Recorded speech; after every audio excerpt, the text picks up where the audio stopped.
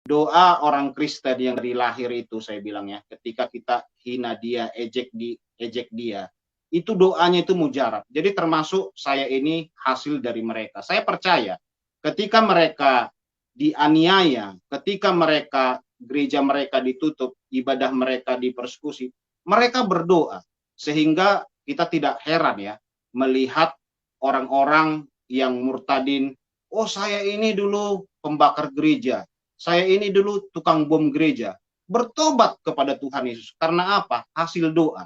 Tapi aku tidak menyesali itu gitu loh Bang. Aku tidak menyesali. Aku tuh merasa memasuki dimensi yang baru ya. Nah, bahkan akhirnya kayak kemarin aku datang ke ulang tahun temanku ya. Dan di situ ada beberapa artis juga, tapi aku tuh merasa yang udah yang ini bukan dunia aku lagi gitu loh Bang. Udah nggak mengejar-ngejar. Kalau dulu nih Bang, aku belum dapat job ya. Aku teleponin orang-orang PH Bang. Teleponin orang PH, say, gue udah lama nih nggak di calling gitu ya. Beneran, tapi puji Tuhan sekarang ini semua berjalan dengan baik, walaupun tidak banyak yang aku punya, tapi tidak kekurangan. Itu yang dapat aku catat bersama Tuhan Yesus. Ya, yang pasti sukacita yang terus menyala-nyala, menggebu-gebu bersama Tuhan Yesus. Kalau memberi dan melakukan sesuatu karena memang Tuhan yang arahkan ya. Doa ya, nanti baru abang yang tutup doa. Baik, Tuhan Yesus, terima kasih ya Tuhan di hari Rabu ini seperti yang sudah aku plankan Tuhan, di mana setiap hari Senin, Rabu, dan Jumat hamba berkomitmen untuk melayani Engkau Tuhan. Karena hamba percaya Tuhan, waktu yang aku punya adalah waktu yang Engkau berikan buat kehidupan hamba. Rasanya rugi Tuhan bila hamba tidak melayani Engkau. Walau setiap detik, setiap nafas hamba adalah melayani Engkau. Tapi hari-hari yang sudah kutentukan untuk melayani Engkau adalah hari yang istimewa buat hamba. Terutama Tuhan Yesus, malam hari ini adalah hari yang lebih-lebih istimewa di mana hamba bisa berbicara dan bisa ngobrol bareng di konten hamba bersama sahabat baru hamba di dalam dunia rohani Tuhan, yang hamba kemarin hanya bisa melihat konten dan tidak kebetulan Tuhan beliau dapat saya dapat kenal langsung dengan beliau. Saya tertarik sekali Tuhan Yesus untuk beliau juga bisa berbagi pengalamannya bagaimana kasih Tuhan Yesus hidup dalam kehidupannya. Sebelumnya beliau ini belum mengenal Engkau Tuhan Yesus. Dan inilah yang akan dibagikan oleh sahabat kami ini Bang JDP Tuhan Yesus. Pakai lidah mulut kami berdua Tuhan untuk bisa melayani-Mu bukan karena sombong dan gagah kami, tapi karena kami mencintai Engkau, dan biarlah kesaksian malam hari ini Tuhan Yesus menjadi dupa yang harum buat Engkau, yang terus menyala buat kami. Dan kiranya Tuhan berkati orang-orang yang mendengarkan dan yang mengikuti live pada malam hari ini. Berkati juga Tuhan Yesus orang-orang yang akan berkunjung di di konten ini Tuhan nantinya Tuhan. Berkatilah Tuhan Yesus setiap peralatan yang kami pakai, hamba dan Bang JDP, dari mulai kecil sampai yang besar Tuhan Engkau melingkupinya. Terima kasih Tuhan Yesus, kami mau memulai pelayanan kami dengan darah-Mu saja Tuhan Yesus menyertai kami. Haleluya Tuhan Yesus, haleluya, amin. Tapi sebelum abang radikal di dalam kasih Kristus, ternyata usut punya usut. Katanya banyak banget yang udah di mualafin sama abang nih ya. Ya, pada masa itu Kak. Pada masa itu masih muda loh Bang, ternyata umur abang 20-an tuh ya. Belasan tahun ya abang udah memualafkan banyak orang ya. Tahun itulah saya waktu bekerja itu ketemu dengan orang-orang Kristen. Jadi beberapa sudah saya mualafkan. Dan puji Tuhan sampai sekarang saya menangis bagaimana supaya saya ketemu dengan mereka bahwa saya ini loh sudah percaya kepada Tuhan Yesus. Gitu. Ya Allah Tuhan Yesus. Saya dulu kan tidak mengerti juga tentang Alkitab ini, tidak mengerti lah. Saya dulu memualafkan orang itu ya hanya pakai surat Al-Ikhlas itu. Allahu ahad, Allahu samad, lam yulad, lam yakul lahu kufuwan ahad. Jadi selalu saya katakan pada mereka, kami menyembah Tuhan yang tidak beranak. Ya itu aja. Jadi banyak Kristen yang tidak mengerti dan Kristen yang mungkin tidak pernah gereja. Akhirnya saya mualafkan. Dan saya memang mereka lihat, walaupun saya dengan mereka, saya sungguh-sungguh, saya bawa azan pada masa itu Kak ya. Jadi saya sholat pun nggak ketinggalan. Saya selalu sholat ke masjid walaupun jauh. Kalau di rumah itu hanya terpaksa karena saya tahu pahalanya kalau di rumah itu cuma satu, mendingan ke masjid besar pahalanya gitu. Jadi Betul, karena memang itu walaupun ajaran jauh, kita dulu. iya Kak, iya. Betul. Ya. Berbicara, mama saya kenapa melarang? Karena melihat beberapa orang di kampung saya itu yang sekolah di pesantren, ada yang hidupnya tidak jadi contoh, ada yang apa namanya hamil di luar nikah gitu ya, kadang-kadang mereka. Jadi nggak usahlah ke pesantren, tengok siapa itu tengok itu dia pesantren tapi gitu kelakuannya katanya. Saya tunggingi mereka, gerejanya pun saya pukuli gitu ya, karena waktu itu saya ingat gerejanya terbuat dari papan. Saya gedor gini kan, sambil mereka nyanyi-nyanyi, nggak salah nyanyinya sorak haleluya itu gitu ya. Saya di luar azan saya gitu. Padahal bukan sholat, hanya untuk mengganggu saja. Allahu Akbar, Allahu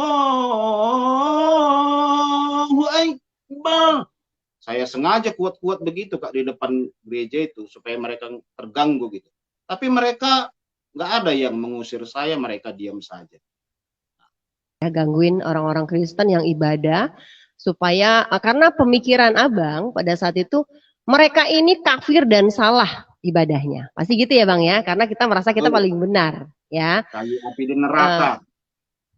Baik, makanya sengaja Abang ajan dan itu seingat Abang, pasti ingat ya. Yang paling radikal itu ngapain tuh?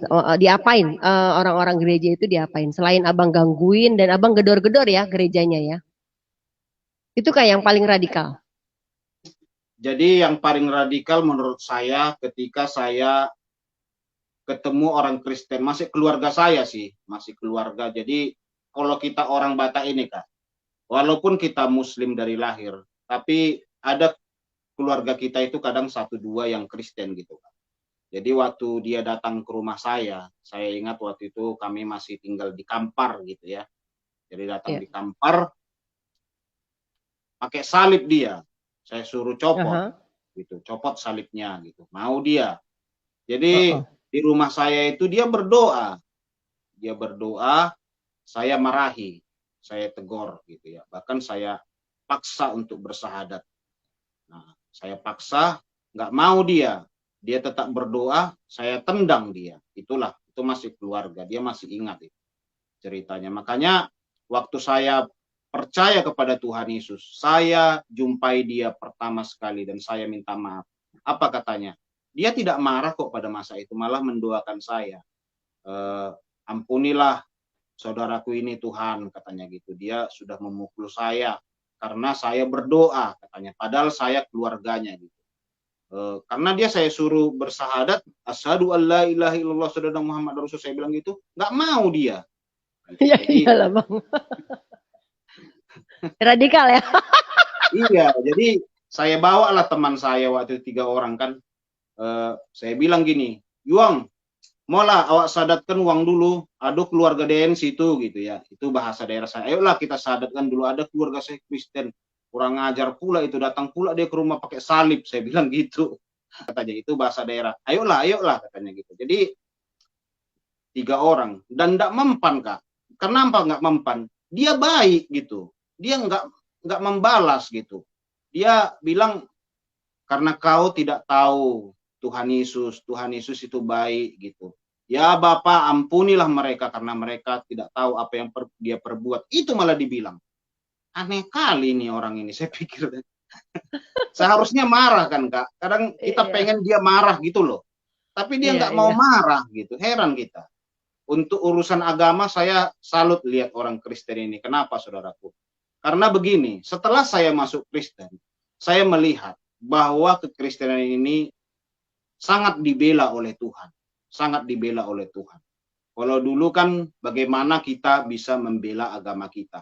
Membela nabi kita, rasul kita. Karena kita nggak suka bahwa nabi atau rasul kita itu ada yang melecehkan. Dan kita sangat bahagia sekali kalau melihat orang yang melecehkan agama kita itu dia ketakutan. Tapi ini orang waktu itu nggak mau dia marah, dia malah baik kepada saya. Luar biasa sekali pada masa itu, sehingga saya melihat sebuah terang Kristus dalam kehidupannya. Begitu, Kak. Jadi mulai dari situ abang sudah merasa terheran-heran ya dengan keanehan. Menurut kita dulu keanehan ya bang ya pasti ya. Iya. Keanehan betul. orang Kristen. Baik. Aneh. Nah, karena begini Kak, bagi saya aneh saja gitu ya. Mereka ini kok nggak ngotot bela Tuhannya, bela agamanya gitu. Makanya setelah saya jadi orang Kristen, kan sering saya bilang itu, kalau engkau jadi orang Kristen, engkau tidak perlu lagi repot-repot bela Tuhan, bela Nabi, dan bela Rasul. Justru ketika kita menjadi Kristen, kita dikasih bonus dibela oleh Tuhan. Gitu. Doa orang Kristen yang dari lahir itu, saya bilang ya, ketika kita hina dia, ejek dia, itu doanya itu mujarab. Jadi termasuk saya ini hasil dari mereka. Saya percaya ketika mereka dianiaya, ketika gereja mereka ditutup, ibadah mereka dipersekusi, mereka berdoa, sehingga kita tidak heran ya melihat orang-orang yang murtadin, oh saya ini dulu pembakar gereja, saya ini dulu tukang bom gereja, bertobat kepada Tuhan Yesus. Karena apa? Hasil doa. Jadi doa ini di dalam kekristenan ini luar biasa, karena doa kita itu doa yang mudah dimengerti. Ya, betul. Doa yang berhubungan dengan Tuhan. Betul, karena kita berdoa dengan bahasanya kita sendiri. Betul. Ya kan, Kak? Rumahnya. Rupanya sampai di rumahnya itu ada kalender yang saya tengok. Kalender itu tulisannya, aku adalah jalan kebenaran dan hidup. Saya baca itu dengan jelas. Aku adalah jalan kebenaran dan hidup. Nah, saya melihat tulisan itu, akhirnya, udahlah saya pikir gitu ya. Tapi nggak jadi orang ini saya mau walapkan, nggak jadi saya ceritakan tentang Islam kepada dia gitu ya. Karena saya kepikiran dengan tulisan itu. Sampai saya pulang, saya pun tidak jadi memualafkan orang itu. Jadi besoknya Kak, saya ketemu dengan seorang hamba Tuhan. Hamba Tuhan ini, iya, hamba Tuhan ini berbicara kepada saya. Dia bilang kepada saya bahwa di dalam nama Yesus ada kesembuhan, di dalam nama Yesus ada keselamatan, di dalam nama Yesus kamu pasti masuk surga, katanya gitu, kalau kamu percaya dalam nama Yesus. Saya awalnya marah sekali lihat dia. Kenapa dia ceritakan Yesus begitu luar biasanya? Kesal saya. Akhirnya saya uji Kak. Dalam kemarahan saya itu saya bilang kepada dia, kalau memang Yesus itu adalah Tuhan, saya siap uji. Saya mau ikut Yesus kalau memang Yesusmu Tuhan. Tapi saya mau uji. Saya bilang gitu. Lalu saya ujilah pada masa itu. Saya bilang begini. Yesus, saya dulu belum ngerti ya bilang Tuhan Yesus. Yang ngomong saya pun kasar aja waktu itu. Yesus, kalau betul kau memang Tuhan, berikan saya sepatu spotek yang berlampu. Nah, sepatu spotek, saya waktu itu sudah dewasa. Tidak mungkin ada sepatu untuk ukuran dewasa berlampu di tapaknya itu. Kan itu sepatu anak-anak. Iya, betul. Betul. Entah kenapa saya minta waktu itu, karena saya pikir gini, tidak mungkin dia sanggup memberikan gitu kan. Karena dia bukan Tuhan. Gitu. Kalau dia Tuhan pasti dong sanggup memberikan yang tidak ada. Kan gitu Kak. Karena Tuhan itu kan... Abang berpikir sepatu itu nggak bakalan ada? Tidak akan ada Kak, tidak mungkin, itu sepatu anak-anak. Mereknya pun saya bilang tahu. Spotek mereknya. Jadi sepatu spotek yang berlampu. Nah, saya minta, dan luar biasa Kak, ada yang ngantar kepada saya yang tidak saya kenal orangnya. Memberikan sepatu. Berapa lama setelah abang bernazar itu? Instan Kak, pagi saya minta, sore datang.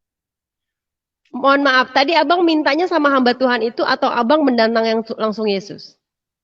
Saya di kamar sendiri, nggak ada orang dengar. Berarti abang menantang Yesus sendiri ya? Iya, Yesus kalau memang kau Tuhan, berikan saya sepatu spotek yang berlampu. Saya bilang begitu. Iya. Saya sendiri, nggak ada orang dengar. Baik. Nah, itu saya minta dan datang. Dan waktu itu, waktu saya dapat itu, oh, saya masih belum melunak hati saya ya. Memang sekarang saya sadari itu tidak boleh, itu kan menguji Tuhan ya. Tapi Tuhan begitu baik sehingga saya dijawab walaupun saya secara kasar dan menguji dia gitu. Akhirnya saya bilang, ah mungkin ini kebetulan kali ya. Nah, waktu itu saya minta lagi Kak yang kedua, yaitu saya minta pakaian. Nah, pakaian itu pun saya bilang gini, Yesus saya minta pakaian yang banyak. Saya bilang gitu, pakaian Kok yang mintanya banyak. pakaian yang banyak, Bang? Nggak tahu Kak, itulah saya ini mungkin polos kali ya mintanya pakai ini. Tahu Kak, pakaian itu datang satu bal. Bumi besar gitu tahu. Astaga. Dan yang kirim siapa tuh, Bang? Yang kirim orang yang nggak saya kenal gitu Kak. Oh Tapi ya? setelah sekarang saya tahu orangnya. Kalau kakak nanti ke Parapat sana Danau Toba itu tanyalah Ibu Dona Saragi. Dialah yang ngasih. Saya nggak kenal itu. Tapi Dan setelah atas dasar apa setelah Abang tahu dia ngasih? Dia ya diarahkan Tuhan pasti ya. setelah dapat pakaiannya itu kan ya pasti komunikasi Kak gitu. Jadi Baik. saya tanya, kenapa Ibu tahu saya butuh pakaian? Nggak tahu, saya dituntun Roh Kudus bawa pakaian ini. Jadi dibilang gitu, dibawa. Jangan bawa satu bal katanya. Rupanya dia tukang jual pakaian Kak.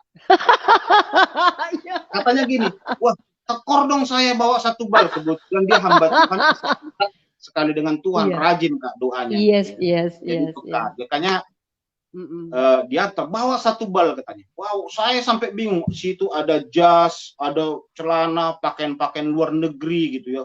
Bagus-bagus lah pakaian itu. Tapi puji Tuhan setelah saya kenal Tuhan banyak saya bagi-bagikan itu kepada orang. Luar biasa, tapi belum ini saya, belum percaya dong. belum. Jangan-jangan ini masih belum gitu ya. Nah, yang ketiga ini Kak, akhirnya saya terima Tuhan Yesus. Saya minta sepeda, tapi saya nggak ngomong Kak. Kalau nggak tadi diucapkan, tidak diucapkan, tapi di dalam hati. Iya. Kalau tadi Yesus gini-gini, saya bilang gitu. Ini enggak, saya gini saja dalam hati saya gini kan. Tapi dalam hati saya berbicara gini, berikan saya sepeda, warnanya begini, mereknya begini, tipenya begini gitu. Makanya sekarang saya ada juga saya kok nggak minta mobil ya waktu itu ya. Itulah karena rakusnya ya. Setelah dijawab doa jadi rakus gitu. Haleluya. Abang minta berapa hari kemudian? Minta Lamborghini mungkin kan langsung dikasih kan. Mintalah tanah berhektar. Minta tanah berhektar-hektar. Nah, oke, lalu ada yang antar. Nah, ada yang antar Kak. Itu pun orangnya tidak saya kenal. Dan setelah saya menjadi pengikut Kristus, saya kenal lah orangnya itu. Itu juga orang Danau Toba, orang Parapat ya. Nah, di situ dikasih persis dengan apa yang saya pikirkan, warnanya, merek sepedanya itu. Dalam pemikiran saya, mereknya itu BMX gitu ya. Datang langsung.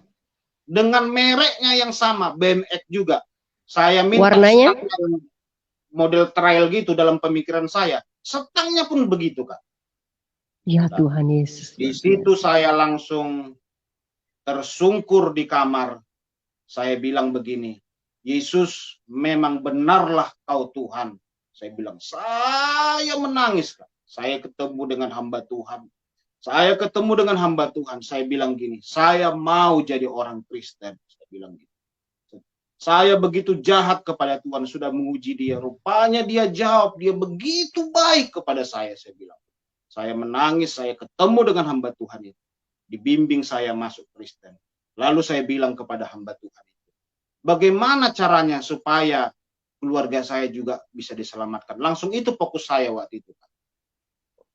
Jadi setelah saya dibimbing dan akhirnya saya dibaptis, saya tanyalah bagaimana supaya doa saya itu buat keluarga dijawab gitu. Memang sebelum itu saya kirim juga surat langsung kepada mama saya biasanya kalau kirim surat, Assalamualaikum warahmatullahi wabarakatuh gitu kan. Ini enggak, langsung shalom Kak. Shalom. Lagi kasih mula-mula kan. Iya, iya. Marahlah orang tua saya, marah keluarga saya, adik-adik saya pun langsung bilang, kok mau Bang Sandi menyembah kolor sama menyembah salib sama makan babi, katanya gitu. Emang abang waktu abang kirim surat itu abang udah langsung bilang, Mama saat ini aku jadi Kristen gitu, langsung bilang. Iya, langsung bilang, Mama nggak usah khawatir gitu ya, saya sehat-sehat saja, saya sudah menjadi orang Kristen, Mak. Dengan langsung ngomong begitu, polos.